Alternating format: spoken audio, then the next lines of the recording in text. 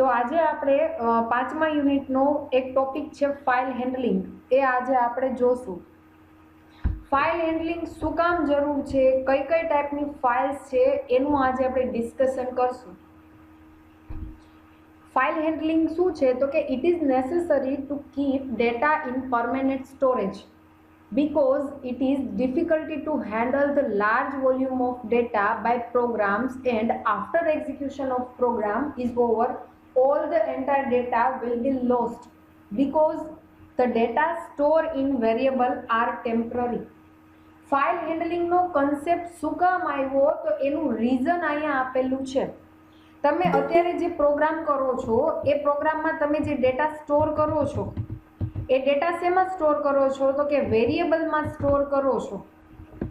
હવે જે વેરિયેબલમાં તમે જે ડેટા સ્ટોર કરો છો એ તમારો પ્રોગ્રામ પૂરો થશે, પ્રોગ્રામ ઓવર થશે, એક્ઝિક્યુશન ઓવર થશે અને તમે તમારો પ્રોગ્રામ ક્લોઝ કરશો એટલે વેરિયેબલમાં જે ડેટા સ્ટોર કરેલો છે એ ઇરેઝ થઈ જશે, રિમૂવ થઈ જશે. શું કામ તો કે વેરિયેબલમાં જે ડેટા સ્ટોર કરેલો છે એ કેવો ડેટા છે તો કે ટેમ્પરરી સ્ટોરેજ છે. એટલે એકવાર તમે મેમરી અલોકેટ કરો છો, પ્રોગ્રામ એક્ઝિક્યુટ થઈ જાય છે, તમે તમારો પ્રોગ્રામ ક્લોઝ કરો છો એટલે એ વેરિયેબલમાં જે ડેટા છે એ ડેટા રિમૂવ થઈ જશે.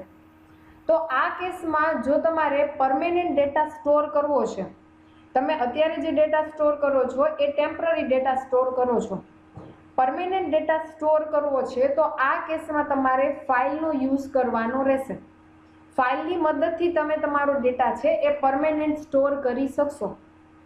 અત્યાર સુધી જે તમે સ્ટોરેજ જોયું એ કેવું હતું તો કે ટેમ્પરરી હતું. તમારા એડિશનનો પ્રોગ્રામ કર્યો, 2 નંબરનું એડિશન કરવા માટે 2 વેરિયેબલ ડિક્લેર કરેલા છે એ અને બી. હવે સપોઝ કે એની વેલ્યુ 10 આપી, બીની વેલ્યુ 20 આપેલી છે. પ્રોગ્રામ એક્ઝિક્યુટ થઈ ગયો, પ્રોગ્રામ ઓવર થઈ ગયો, પ્રોગ્રામ ક્લોઝ કરી દીધો, તો આ બધી મેમરી છે એ મેમરી વેરિયેબલમાં છે એ બધી ડેટા છે એ ઇરેઝ થઈ જશે. શું કામ તો કે ડેટા છે એ ટેમ્પરરી સ્ટોર કરાવેલો છે. હવે કોઈ એવું કે મારે તો ડેટા છે એ પરમેનન્ટ સ્ટોર કરાવવો છે, એટલે તમે પ્રોગ્રામ ક્લોઝ કરો તો એ ડેટા રિમૂવ થવો જોઈએ નહીં. તો આ કેસમાં તમારે શેનો યુઝ કરવાનો છે તો કે ફાઇલનો યુઝ કરવાનો છે. જો નેક્સ્ટ પોઈન્ટ એ જ કે છે C support the concept of file through which the data can be stored in disk or secondary storage device. C language શું સપોર્ટ કરે છે તો કે સી લેંગ્વેજ છે ને એક કન્સેપ્ટ એવો તમને પ્રોવાઈડ કરે છે કે જેની મદદથી તમે શું કરો તો કે તમારો ડેટા જે તમે ટેમ્પરરી સ્ટોર કરો છો એના બદલે તમે શેમાં સ્ટોર કરો તો કે ડિસ્કમાં અથવા તો કોઈ ડિવાઇસમાં, સેકન્ડરી સ્ટોરેજ ડિવાઇસમાં તમે ડેટાને સ્ટોર કરી શકો. So the data can be read when required. A file is collection of data or text placed on the disk. તો આ કન્સેપ્ટ કોની મદદથી તમે સ્ટોર કરશો તો કે આ ફાઇલ હેન્ડલિંગનો કન્સેપ્ટ છે એ કન્સેપ્ટની મદદથી તમે આ બધી વસ્તુ કરી શકશો. હવે ફાઇલ શું છે તો કે ફાઇલની ડેફિનેશન આપેલી છે કે એક કરતાં વધારે ડેટાનું કલેક્શન છે.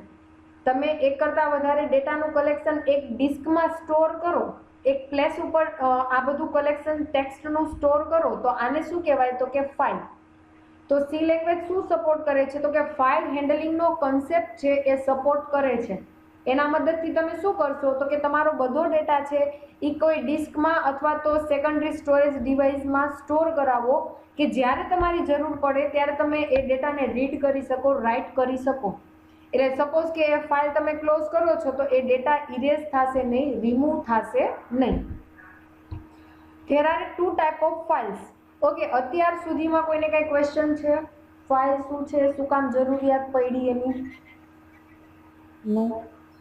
ઓકે, હવે જે કન્સેપ્ટ છે ને એ જનરલી એક્ઝામમાં 2 માર્ક્સમાં પૂછાય છે. Types of files. ફાઇલ્સ છે ને એ 2 ટાઈપની છે, એક છે સિક્વન્શિયલ ફાઇલ અને બીજી છે રેન્ડમ એક્સેસ ફાઇલ્સ. તમારી પાસે ટોટલ 2 ટાઈપની ફાઇલ્સ અવેલેબલ હોય છે. એક સિક્વન્શિયલ ટાઈપની ફાઇલ હોય અને બીજી છે એ છે રેન્ડમ એક્સેસ ફાઇલ. હવે જો સિક્વન્શિયલ ફાઇલનો મતલબ શું તો કે દાખલા તરીકે તમારે 50મો રેકોર્ડ છે એને એક્સેસ કરવો છે તો તમારે આગળના જે 49 રેકોર્ડ છે એ 49 રેકોર્ડને રીડ કરવા પડશે, ત્યારે તમે 50મા રેકોર્ડ સુધી પહોંચી શકશો. તો આ જે કન્સેપ્ટ છે ને એને કહેવાય સિક્વન્શિયલ ફાઇલ. સિક્વન્શિયલ ફાઇલનો સિમ્પલ મિનિંગ શું? તો કે દાખલા તરીકે તમારી ફાઇલમાં 100 રેકોર્ડ છે, એમાંથી તમારે 50મો રેકોર્ડ એક્સેસ કરવો છે, તો તમે ડાયરેક્ટ 50મો રેકોર્ડ એક્સેસ નહીં કરી શકો. પહેલા તમારે પહેલો રેકોર્ડ, પછી બીજો, પછી ત્રીજો, પછી ચોથો, પછી પાંચમો, એવી રીતે તમારે 49 અને 50, ત્યારે તમે 50મો રેકોર્ડ છે એ એક્સેસ કરી શકશો. તો આ કન્સેપ્ટ છે એને કહેવાય સિક્વન્શિયલ. આ જે કન્સેપ્ટ છે એને શું કહેવાય? તો કે સિક્વન્શિયલ ફાઇલ છે. હવે રેન્ડમ એક્સેસ ફાઇલ એટલે શું? તો કે દાખલા તરીકે તમારે 50મો રેકોર્ડ એક્સેસ કરવો છે, તો તમારે ઓલી જે પ્રોસેસ છે કે પહેલા પહેલો રેકોર્ડ, પછી બીજો રેકોર્ડ, પછી ત્રીજો રેકોર્ડ, આવી રીતે તમારે સિક્વન્સમાં એક રેકોર્ડ એક્સેસ કરવાની જરૂર નથી. રેન્ડમ એક્સેસ શું કરે છે? તો કે રેન્ડમ એક્સેસ ફાઇલ એવી ફેસિલિટી આપે છે કે તમે ડાયરેક્ટ 50મા રેકોર્ડે જમ્પ કરી શકો. જ્યારે સિક્વન્શિયલમાં શું હતું? તો કે તમારે 50મા રેકોર્ડે પહોંચવું હોય તો 1 બાય 1 પહેલા રેકોર્ડથી સ્ટાર્ટ કરશો, ત્યારે તમે 50મા રેકોર્ડે પહોંચી શકશો. તો ટોટલી 2 ટાઈપની ફાઇલ હોય, સિક્વન્શિયલ ફાઇલ અને રેન્ડમ એક્સેસ ફાઇલ. ઓકે, આમાં કોઈને કઈ કન્ફ્યુઝન છે? ઓકે, કોઈ મને કહી શકશે કઈ ફાઇલમાં તમે ફાસ્ટલી એક્સેસ કરી શકશો ડેટાનો? રેન્ડમ.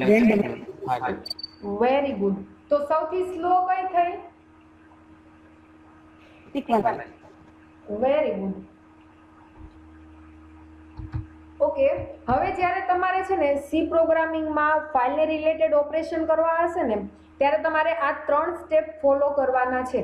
એમાં જે પહેલું અને બીજું સ્ટેપ છે ને એ કમ્પલસરી છે.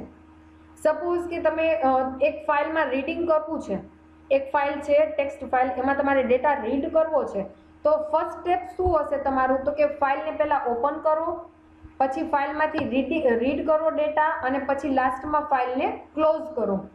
સેમ વસ્તુ સપોઝ કે તમારે ફાઇલમાં નવો રેકોર્ડ છે એને રાઇટ કરવો છે, તો આ કેસમાં તમે ડાયરેક્ટ રાઇટિંગ નહીં કરી શકો. પહેલા તમારે ફાઇલને ઓપન કરવાની, પછી ફાઇલમાં રાઇટિંગ કરવાનું, અને લાસ્ટમાં ફાઇલને ક્લોઝ કરવાની. ફાઇલ ક્લોઝ કરો એ શું કહેવાય? તો કે સારી હેબિટ છે ફાઇલ ક્લોઝિંગ કરો. તો આ રીતે તમે રીડિંગ અને રાઇટિંગ છે એ કરી શકશો. આ 3 સ્ટેપ છે એ ફોલો કરવાના છે. ઓકે, આમાં કોઈને કઈ ક્વેશ્ચન છે? નો.